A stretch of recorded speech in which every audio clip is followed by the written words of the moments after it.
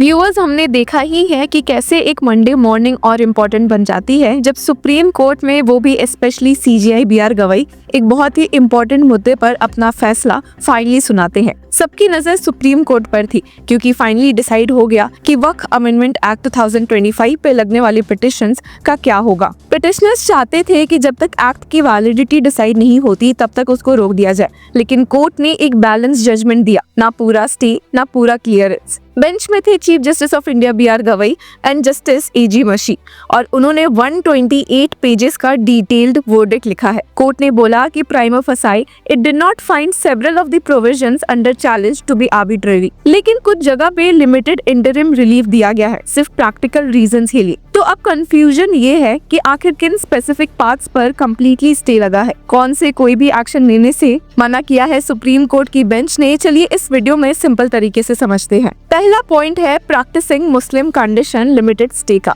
सबसे पहले बात हुई है सेक्शन 3R पर। ये बोलता है कि वक्फ क्रिएटर तभी बन सकता है अगर वो एटलीस्ट 5 इयर्स से प्रैक्टिसिंग मुस्लिम हो। कोर्ट ने कहा कि इस बात को भी इग्नोर नहीं किया जा सकता कि लोग टैक्स या लॉ से बचने के लिए रिलीजन चेंज करके इसका मिसयूज करते हैं, and that the possibility of any person not belonging to Muslim community converting to the Islamic religion only in order to take benefit of the protection of Waqf Act can not be ruled out. मतलब misuse का danger है, इसलिए provision arbitrary नहीं है। पर problem ये है कि अभी कोई रूल ही नहीं बनाया गया है जिससे पता चले कि एक पर्सन 5 साल से इस्लाम प्रैक्टिस कर रहा है या नहीं। इसी वजह से कोर्ट ने बोला कि सिंस नो मैकेनिज्म और procedure has been provided such a provision can not be given effect to immediately. तो अभी के लिए ये प्रोविजन स्टेड है। दूसरा, Waqf by user deletion no stay. पहले लॉ में एक कंसेप्ट था वक्फ बाय यूजर, मतलब अगर एक प्रॉपर्टी बहुत टाइम से वक्फ यूज में थी तो ऑटोमेटिकली वक्फ बन जाती थी। 2025 एक्ट ने इसे हटा दिया। पिटिशनर्स बोले कि इससे पुराने वक्फ्स डिस्टर्ब हो जाएंगे, लेकिन कोर्ट ने क्लियर किया कि the deletion is prospective, existing waqfs will not be affected.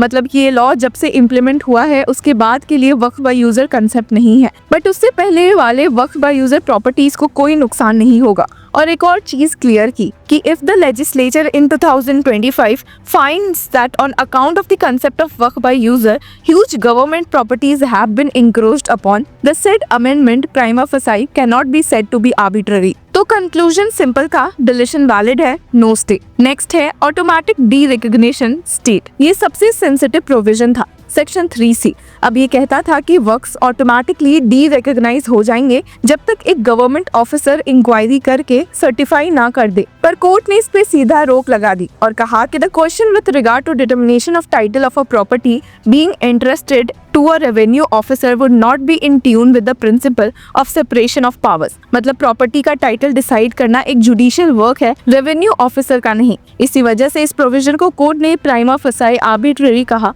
और स्टे कर दिया। नेक्स्ट है ASI monuments no stay. Section 3D का कहना था कि अगर प्रॉपर्टी एंशिएंट मॉन्यूमेंट्स एक्ट के अंदर प्रोटेक्टेड है तो उस पे वक्फ क्लेम इनवैलिड होगा, बट पिटिशनर्स ने बोला कि ये तो राइट्स वायलेट करता है। हालांकि सुप्रीम कोर्ट ने क्लियर कर दिया कि subsection 6 of section 5 of the 1958 act permits the citizens to continue with their customary religious practices even if such an area is a protected monument।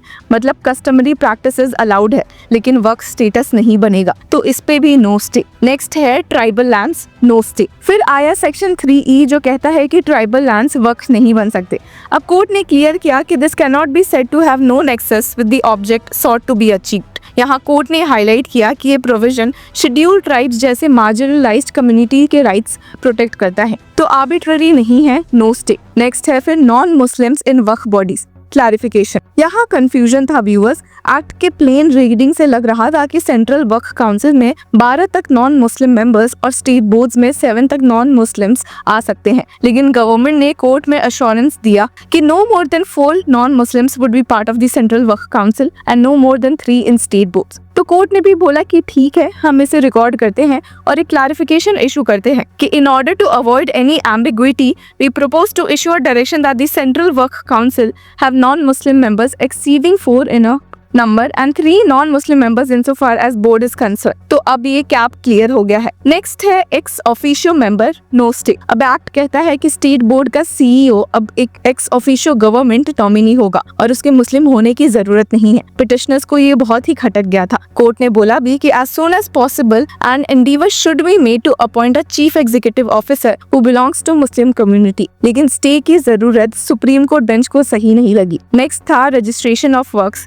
जिस पे लगा है नो स्टे। अब कोर्ट ने बोला कि रजिस्ट्रेशन ऑफ वर्क्स तो पहले भी रिक्वायरमेंट थी, तो अब अगर एक्ट में कंपलसरी रजिस्ट्रेशन लिखा गया है तो उसमें आर्बिट्रेरी कुछ नहीं हो सकता, इसलिए रजिस्ट्रेशन ऑफ वर्क्स वाले प्रोविजन पर किसी तरह का स्टे सुप्रीम कोर्ट ने नहीं लगाया है। जिसके बाद बारी आती है नेक्स्ट की non Muslims creating work no stay.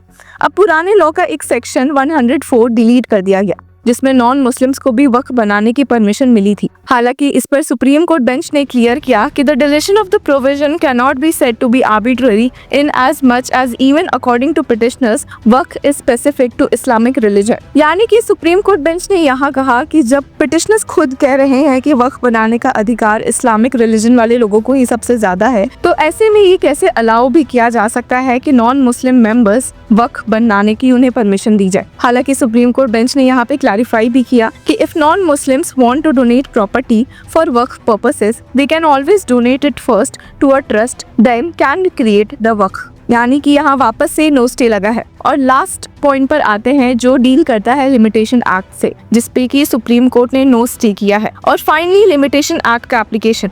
Petitioners ने बोला कि ये अनफेयर है, बट कोर्ट ने क्लियरली कहा कि we fail to understand as to how the Limitation Act 1963 can be said to be arbitrary. मतलब वक्फ प्रॉपर्टी डिस्प्यूट्स भी जनरल इमूवेबल प्रॉपर्टी डिस्प्यूट्स के जैसे ही ट्रीट होंगे। तो ओवरऑल क्या हुआ है व्यूअर्स, कोर्ट ने 2 जगह स्टे दिया है। पहला प्रैक्टिसिंग मुस्लिम कंडीशंस पर जब तक ये रूल्स नहीं बनते, और automatic D recognition by government officers पर। नेक्स्ट है कोर्ट ने एक जगह क्लैरिफिकेशन दिया है नॉन मुस्लिम मेंबर्स के कैप पर, बाकी सब जगह उन्होंने नो स्टे बोला है। अब ये जजमेंट एक बैलेंस है, एक तरफ गवर्नमेंट के रिफॉर्म्स को एक्नॉलेज किया गया, दूसरी तरफ कॉन्स्टिट्यूशनल सेफगार्ड्स को प्रोटेक्ट किया गया। कोर्ट का मैसेज भी क्लियर था, reforms welcome but not at the cost of separation of powers and judicial process. तो अभी ये सिर्फ इंटरिम ऑर्डर है, फाइनल जजमेंट आएगा जब कोर्ट एक्ट की फुल कॉन्स्टिट्यूशनल वैलिडिटी पर डिसाइड करेगा। तब तक ये एक गार्ड रेल है जो इंश्योर करेगा कि एक्ट का मिसयूज ना हो और रिलीजियस राइट्स भी अनजस्टली इन्फ्रिंज ना हो। तो व्यूअर्स, आपकी क्या राय है? क्या आप इस जजमेंट से अग्री करते हैं? हमें कमेंट सेक्शन में जरूर बताएं